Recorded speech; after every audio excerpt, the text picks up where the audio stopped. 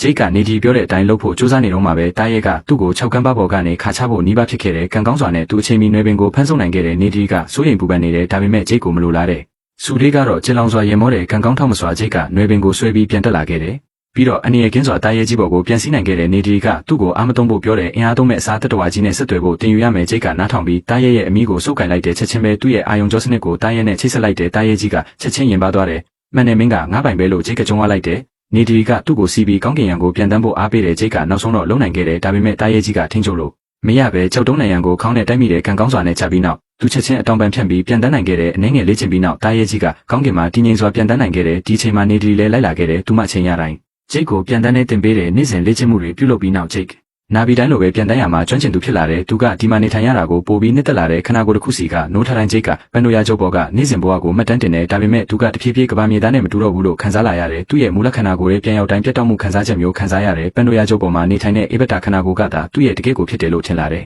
သူနဲ့နေဒီကြားကဆက်ဆံရေးကလည်းပိုပြီးကောင်းမွန်လာတယ်သူတို့နှစ်ဦးကအရာရာကိုပြောပြနိုင်တဲ့သူငယ်ချင်းကောင်းတွေဖြစ်လာကြတယ်ဂျိတ်ကသူ့ရဲ့မူလခနာကိုပြန်မသွားချင်တော့ဘူးသူကပုံမှုကြီးကိုနှစ်လကြာစိတ်မထက်သန်စွာအစီရင်မခံဘဲနေခဲ့တဲ့အတွက်ပုံမှုကြီးကသူ့စီကိုကိုယ်တိုင်လာခဲ့တယ်ဂျိတ်ကနာဘီတွေကိုချက်ချင်းမောင်းထုတ်တာကအရန်ရက်ဆက်တယ်လို့ထင်တဲ့ဒါကြောင့်ပုံမှုကြီးကိုသူ့ကိုအချိန်ပေးဖို့တောင်းဆိုခဲ့တဲ့နာဘီတွေကိုနေရာအသစ်ကိုပြောင်းရွှေ့ဖို့ဆွဲဆောင်ခြင်းနဲ့ပြီးရင်လူသားတွေကသူတို့လိုချင်တဲ့တယံဇာတတွေကိုယူနိုင်တယ်ဒီလိုနေတဲ့စစ်ပွဲကိုရှောင်ရှားနိုင်မယ်ပုံမှုကြီးကသူ့အတွေ့ကိုအရန်အယုံလွယ်လုံးတယ်လို့ထင်တယ်ဒါပေမဲ့မင်းအဲ့ဒါကိုပြီးအောင်လုပ်တာပိုကောင်းတယ်လို့ဂျိတ်ကိုပြောလိုက်တယ်လူသားတွေစီကဖော်ရတဲ့ဆက်ဆံမှုကိုမရရှိခဲ့ပေမဲ့နာဘီတွေကတော့ဂျိတ်ကိုအပြည့်အဝလက်ခံလိုက်ကြတဲ့နေဒီကသူ့မျက်နှာပေါ်မှာမျိုးနွယ်စုရဲ့ပုံစံတစ်ခုကိုရေးဆွဲပေးခဲ့တယ်အဲ့ဒါကဒီနေ့ကစပြီးသူဟာမျိုးနွယ်စုရဲ့အဖွဲ့ဝင်ဖြစ်တရားဝင်ဖြစ်လာကြောင်းကိုစားပြုတဲ့ခေါင်းဆောင်ကတော့သူ့ကိုရိုးသားစွာကြိုဆိုခဲ့တယ်တကယ်တော့ဗသက်တော်မျိုးပဲဖြစ်ဖြစ်ခံစားချက်တွေကတူညီကြတယ်သူငယ်ချင်းတန်ရောစင်လည်းဒီလိုရဲ့အချစ်လည်းဒီလိုပဲဂျိတ်ကသူ့နဲ့နေဒီကြားကခံစားချက်တွေတိတ်ဆိတ်ပြောင်းလဲနေရလို့ခံစားလိုက်ရတဲ့နေဒီကသူ့ကိုခရမ်းရောင်နွယ်ပင်တွေဖုံးနေတဲ့တစ်ပင်ကြီးတဲ့ပင်အောက်ကိုခေါ်လာတဲ့ဒါကအတန်တစ်ပင်ဖြစ်တဲ့ကိုယ့်ရဲ့အာယုံကြောစနစ်ကိုနွယ်ပင်နဲ့ချိတ်ဆက်လိုက်တာနဲ့ခဏကြာမှဆုံးရှုံးသွားတဲ့ဘိုးဘွားတွေရဲ့အတန်ကိုကြားနိုင်တဲ့ဂျိတ်ကသူတို့ရေမောပျော်ရွှင်နေကြတာကိုကြားခဲ့ရတဲ့နေဒီကရုတ်တရက်အဖော်ရှာတဲ့ကိစ္စကိုပြောလာတယ်သူမကမရှက်မကြောက်ပဲဂျိတ်အတွက်ချောမောတဲ့မိန်းကလေးအချို့ကိုအကြံပြုခဲ့တယ်ဒါပေမဲ့